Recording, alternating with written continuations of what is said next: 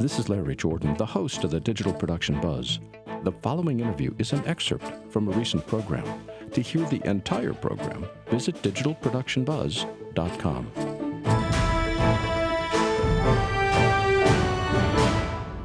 Emery Wells launched Frame.io in the summer of 2014. Frame.io is a media collaboration platform designed for post-production teams and their clients to collaborate.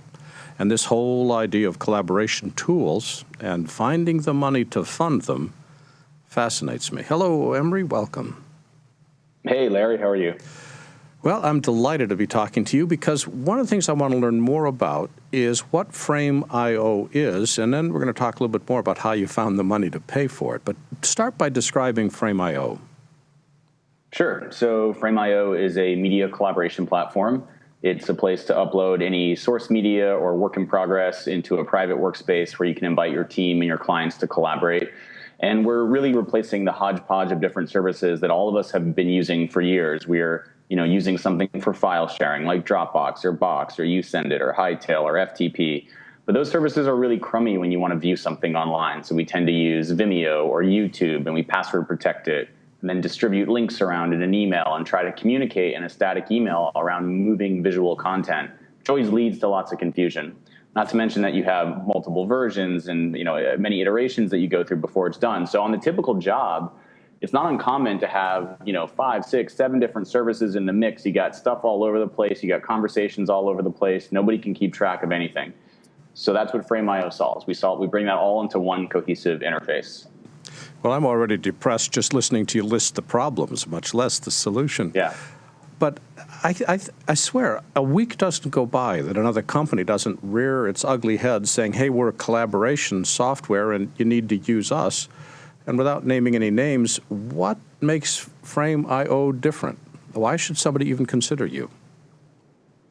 Sure. So I think there's a couple things that make us different. I think first and foremost, Frame.io was actually started as an internal project at my previous post-production company.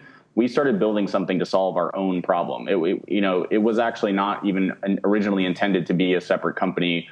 And I think that that informs our product choices every step of the way. And I think that's resonated with people. People use the product and they say, oh, these guys get it. Like this is how it should work, because not only have we done it for years, and I've been in the media industry for 16 years and worn every hat there is to wear. I've been an editor and a motion graphics artist and a colorist and a producer and a director and a DP, and I've produced original content for network television.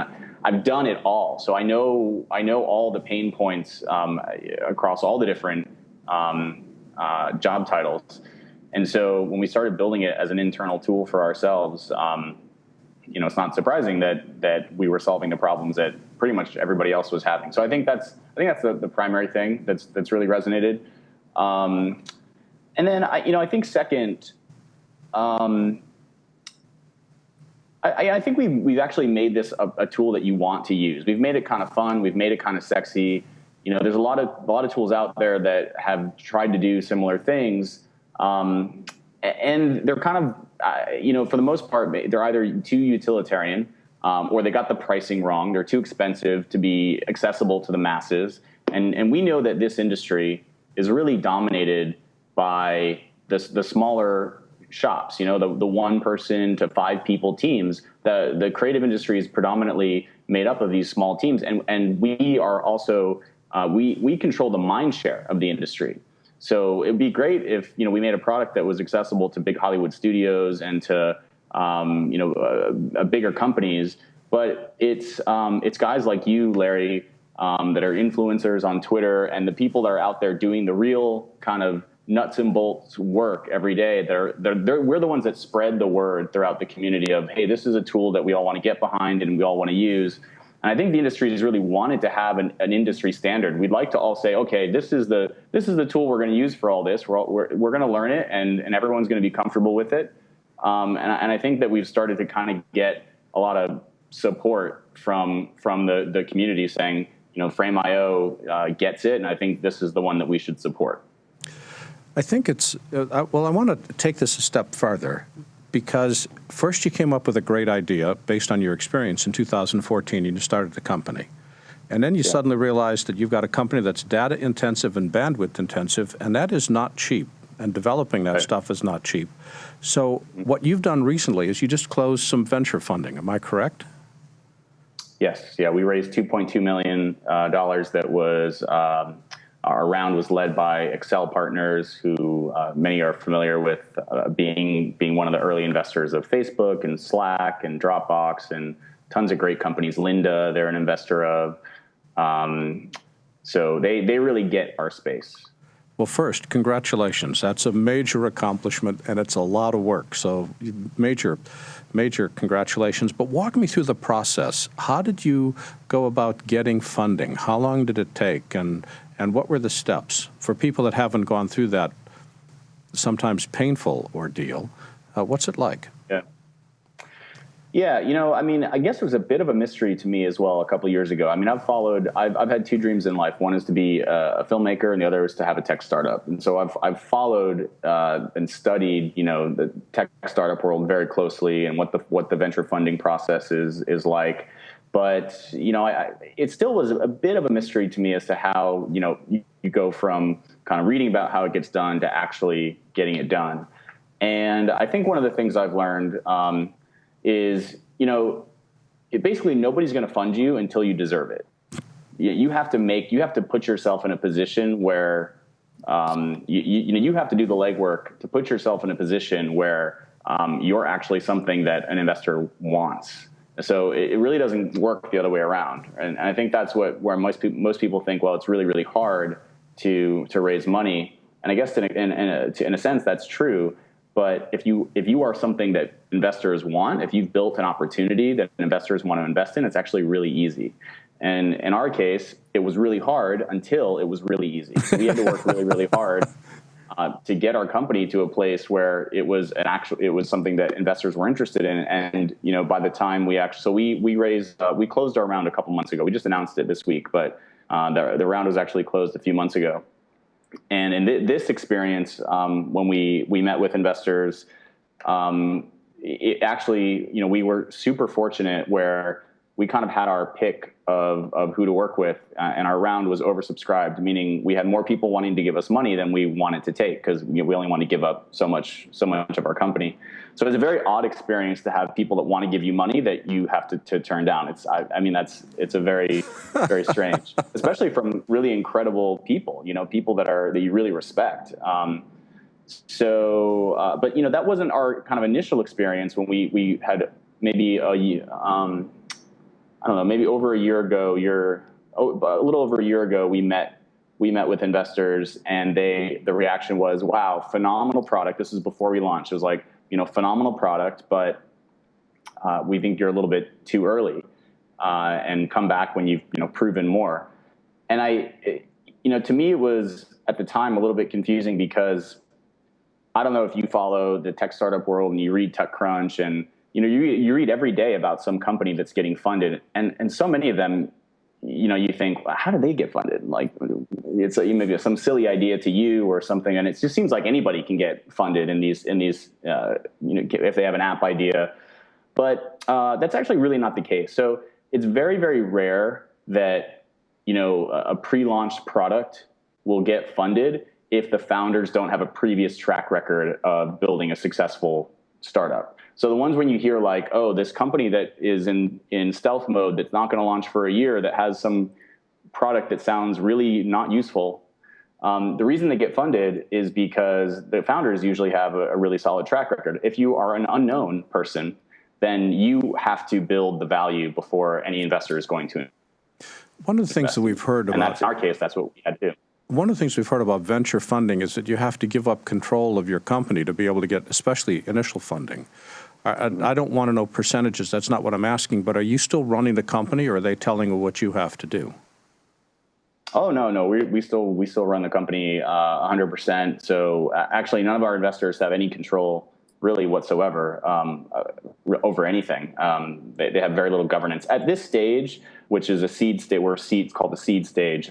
There's a couple different rounds of funding. So you typically would have like an angel round, which is like the very kind of first money into a company. Maybe it's $50,000, maybe it's $100,000.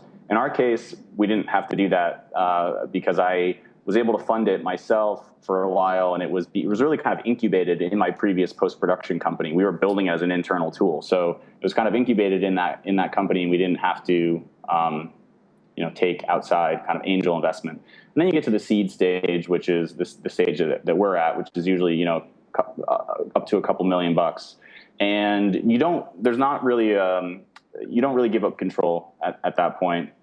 Investors don't want to get in your hair at that point. I mean, we're still a small company. We need to move quickly. We need to make decisions quickly, and they don't want to be making those decisions for you. They want to invest in people that are going to make the right decisions. Much later, when you take on maybe 10 million, 50 million, then you're bringing on investors. You're giving up board seats, so they have some say in the company. But at this stage, no, they don't. So what are you going to spend the money on? It's really going to primarily go to people to build our engineering team and primarily our product team. So we're not super focused on sales right now. We're really more focused on building the product. So it's going to be hiring and our infrastructure has gotten kind of expensive. So continue to be able to pay for our infrastructure, but most of it just goes to hiring.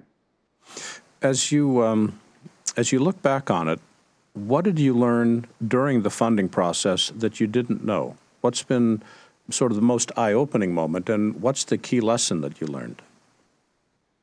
Yeah, so, I mean, it's a lot like dating. You go on a lot of dates, and you're like, well, I kind of like this person. We kind of like each other. Maybe there's a little bit of mutual interest, but then you meet somebody, and it just clicks, and it's like, oh, you get it. It all makes sense now. It just like... so a lot of the initial investors that we met over a year ago, maybe they didn't have like a great deal of experience in our industry. So explaining the product to them was a little tricky, and then maybe they didn't get it. So yeah, I think one of the things we learned is like when you kind of meet the right partnership, because this is a partnership. I mean, they don't have control, but we are going to continue to be working with these people, and as we continue to work together, then they would have more control. So you want to make sure that you're really, really choosing the right partner.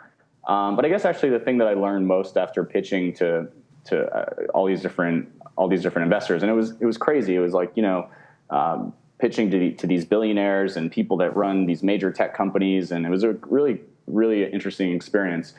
And I learned how to pitch, which the thing that I was not doing in the beginning was I wasn't giving my pitch in the form of a story. And it made it very difficult for people that maybe were not super familiar with our space or the problem to understand. So I would explain the problem, but not explain it in a story that kind of a narrative story that made sense. And we're all filmmakers, so you would think that that's maybe how I would have approached it from the beginning. But you have to, when you're pitching to an investor, they meet tons of people, and they get pitched by tons of people. And the first thing that they need to do is they kind of need to place you in their brain. Okay, who is this person, and why are they the right person to be tackling this problem in this industry? So by kind of telling your own story and what led you to build the product, and then explaining the problems in the form of a story, allowed me to communicate our pitch much more effectively. And then the other thing I learned about pitching is that you really are just trying to, in the process of pitching, you're trying to remove risk. Investors are always thinking about risk. And so you need to, in the process of your pitch, you need to remove the technical risk. Do you have the technical team that can pull this off? You have to remove the market risk. Is there a market large enough to sustain a company that can grow substantially? You have to remove the business model risk. Is there a business model around this that can make money? So really, it's all about removing risk, and you have to hit those points through your pitch. So you've got to tell it in a story and make it sound like the risk is limited. Well, yeah, the risk is limited, but you want to hit those specific points. Interesting. Emery, for people that want to learn more about your company or sign up for your services, where can they go on the web? They can go to frame.io. I was hoping you'd remember that. Thank you so much. Emery Wells is the CEO and co-founder of Frame.io. Emery, this has been a wonderful chat. Thank you for sharing your time. Sure, thanks a lot. My pleasure. Look forward to talking to you soon. Take care.